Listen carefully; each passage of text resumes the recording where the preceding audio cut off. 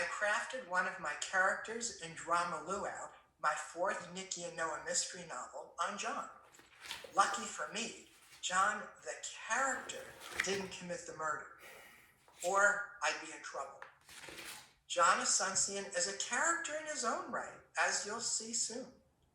John was a counselor for many years in Hudson Valley before opening Counseling Right Now.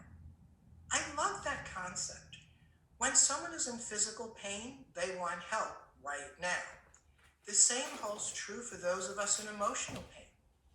Well, John has stepped up for that challenge. He is going to talk to us today about coping with social distancing and the effects of prolonged isolation. We can all use that. Welcome, John.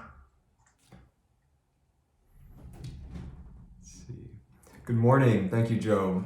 I'm grateful to share this virtual space with you and discuss ways we can improve our psychological and emotional well-being during this time of prolonged isolation and social distancing. I would like to thank the leadership at UUFP and the members of the congregation. You have been so welcoming to me in your warm embrace every time I've attended a service, and even now as we prepared for today's virtual gathering. The kindness and gentle spirit that you've demonstrated have really been enriching for my soul, and I just want to say thank you so much for that. I also want to especially express my gratitude for Joe Cosentino, who has become a dear friend in recent days and has helped me with promoting my book that was recently released, Malcolm the Musician, So Close to Home. I had the pleasure also of reading Joe's book, Drama Luo, as he mentioned, and enjoyed the story, but also was very impressed with his creativity and his work that he's created. So thank you, Joe, for your presence in my life and for connecting me with this opportunity to be here with you all today. Our lives have changed significantly due to COVID-19, as we all know.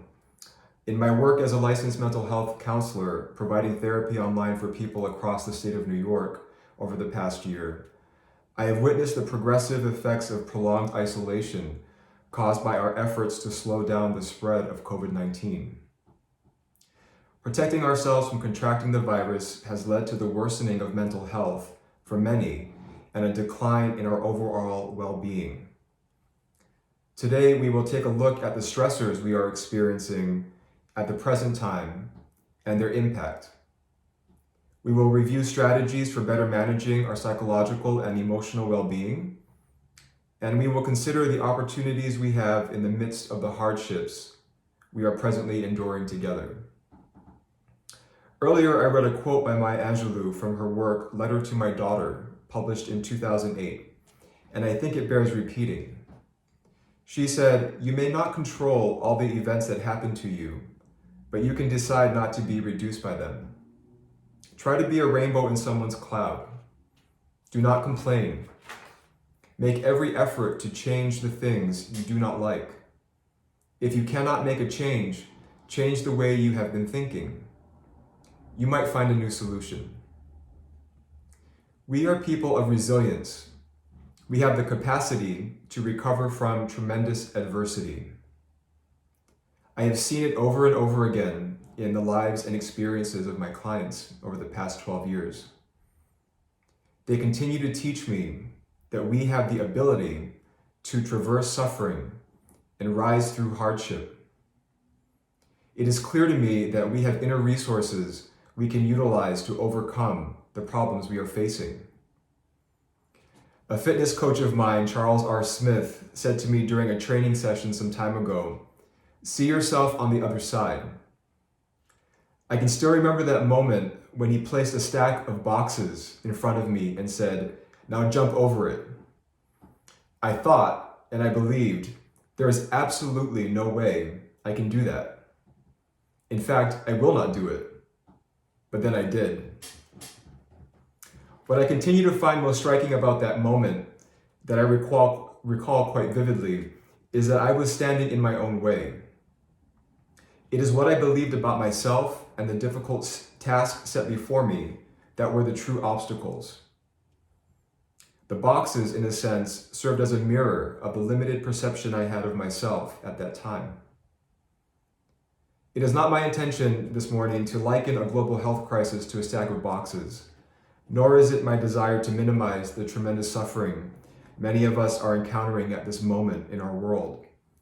Rather, it is my hope that we will see ourselves as stronger and better than we may perceive ourselves and our circumstances right now. It is hard to escape the news reports of increasing infection and mortality across the world, especially here in the state of New York where we reside. Across the United States, Americans are reporting that our mental health has worsened over the past several weeks, and our emotional well-being has experienced a decline in light of the distress. Stress taxes our physical bodies, leading to a weakened immune system, making us more susceptible to defending against infection. Therefore, it is vitally important for us to consider our current stressors and the impact they are having on our psychological and emotional health. Firstly, many of us are experiencing concerns that may lead to increased worry, fear, stress, and anxiety. These concerns include, but are not limited to, the following. 1. We are concerned that we or our loved ones will get sick from COVID-19. 2. We are concerned that there will be a negative impact on our investments, such as retirement or college savings. 3. We are concerned that we will lose income due to reduced hours or workplace closure. And unfortunately for many of us, these concerns have become our reality.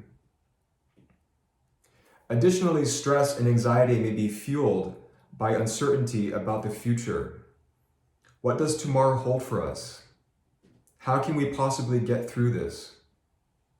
We are unable to plan events and schedule activities.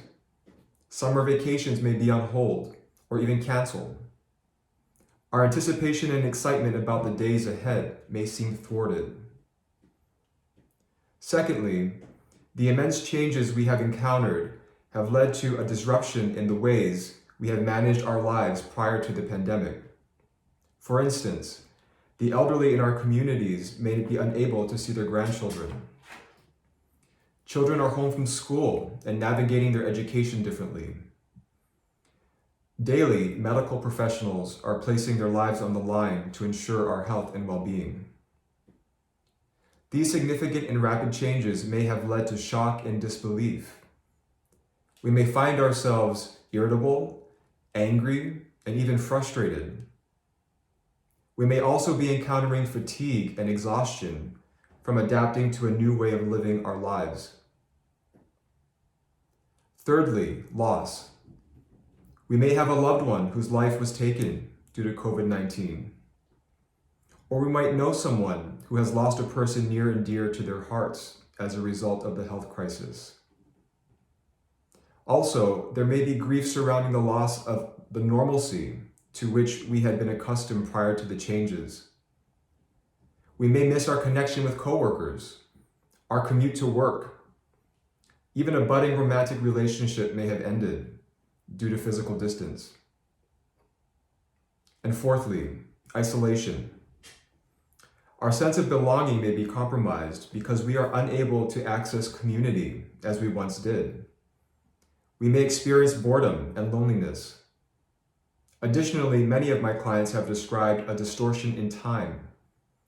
It seems to go by too quickly or too slowly. We may lose sight of what day it is. One day seems much like the one before. These stressors, namely concerns leading to worry and anxiety, the immense change, loss, and isolation, may cause us diminished hope and increased despair. We may experience symptoms of depression, such as difficulty maintaining a healthy diet, changes in sleep, lack of motivation, and a decrease in activities that used to bring us joy and satisfaction. Additionally, we may encounter a sense of helplessness and guilt due to relying on others for help. But thankfully, our conversation does not end here. Let us now consider strategies that may aid us in mitigating the impact of these aforementioned stressors. on our mental health and emotional health. I have identified 12 interventions for us to explore. 1. Stay connected. Christine Moudier, the Chief Medical Officer of the American Foundation for Suicide Prevention, said, social distancing is actually physical distancing. Socially, we can remain even closer. We can stay connected to each other through the following activities: calling friends and loved ones, online platforms like Zoom, as we are on right now, and apps such as FaceTime allow us to remain connected. Cultivating a sense of belonging by joining an online support group or a social media community can also be helpful. And sending emails and writing letters. 2. Be informed about the pandemic, especially at our local level, utilizing trusted and reliable sources of information while limiting the amount of news we are taking in. Additionally, it may be in our best interest to avoid using our phones, watching television, and being online before bedtime. 3. Do not judge yourself for the hardship and the strain you are experiencing. Rather, be kind to yourself. Let us think about this phenomenon. 1. We feel badly for the difficulty we experience in light of the stressors. And then 2, we feel worse because of the judgment we direct at ourselves for feeling badly. So instead, let us extend the same degree of compassion and consideration we have for others in our lives. Easy to say, but hard to do. 4, practice gratitude. Remember relationships and moments across your life that have brought you joy. Intentionally seek out reasons to be grateful in your day-to-day activities. 5, recognize your daily accomplishments. Abiding by the protocols to keep each other healthy and safe is an accomplishment. Being kind to yourself is an accomplishment. 6, establish a routine. Numerous routines to which we have been accustomed have been disrupted. For instance, our commute to work, dropping the kids off at school, and so forth. And a helpful routine, I believe, involves the following components: exercise and physical activity according to your ability, good quality and consistent sleep, bathing and being attentive to your hygiene and grooming, and dressing in the morning and starting your day with intentionality can be helpful with establishing a routine. 7, incorporate soothing as well as fun, easy, accessible, low-cost activities in your day. I'm going to repeat that.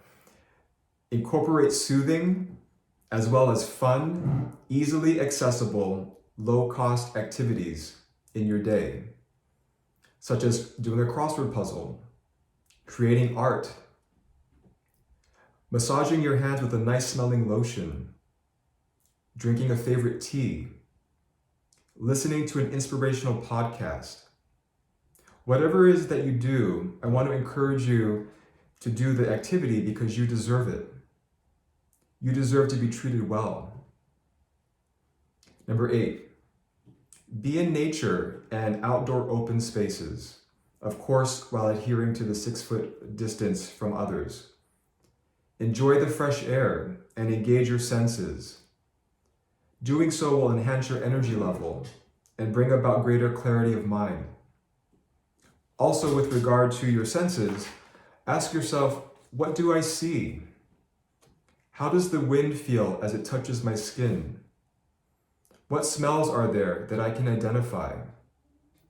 This practice of engaging our senses will also assist us with developing a sense of groundedness and increased calm. Number 9, play. Play games with the people with whom you live. There are also a number of online games you can play by yourself and with others. Number 10, laugh. Watch or listen to something funny. Number 11, accept our present reality. If you find yourself worrying about the next 3 months, 6 months, year from now, turn your thoughts to today and tomorrow. And number 12, connect with a therapist through telehealth. I find it astounding that due to over 6,000 mental health professionals in the state of New York who have volunteered their time and their talent, New Yorkers, us who reside here in the state, can now call a hotline to schedule a mental health appointment totally free. And I will share that number with you at the end of our talk today. Lastly, Albert Einstein said, "In the middle of difficulty lies opportunity." It's a quote that I've had in my office for the past several years, and I thought it was so interesting that I wanted to use it today and during our conversation. And my question for us is, what opportunities lie in the midst of this difficult time for us? Perhaps this is an opportunity for us to reevaluate our priorities. What is most important to us, and how are we going about honoring these priorities? Could it be an opportunity for us to focus on our self-development? For example, reading a self-help book, utilizing a journal, taking an online course, starting that meditation practice we have been intending to get underway. Is this an opportunity to begin or advance personal projects and initiatives, such as writing a book or learning a new language? In conclusion, there are a number of stressors we are experiencing due to the rise of COVID-19, such as concerns leading to increased worry and fear, stress and anxiety. There are also significant and rapid changes causing emotional turmoil and distress. There is also a loss and isolation that we experience, bringing about despair. However, we did examine 12 strategies to help us mitigate the impact of these stressors, and I'll review them one last time. 1, staying connected to each other. 2, limiting our news intake while staying informed. 3, engaging in self-compassion. 4, practicing gratitude. 5, recognizing our daily accomplishments. 6, establishing a routine. 7, incorporating soothing as well as fun, easily accessible, low-cost activities in our day. 8, be in nature and outdoor open spaces. 9, play. 10, laugh. 11, accept our present reality. And 12, connect with a therapist through telehealth. Finally, we consider the opportunities that may be awaiting us in the middle of this difficulty. Can you see yourself on the other side? You will make it through this difficult time. You are capable. Thank you.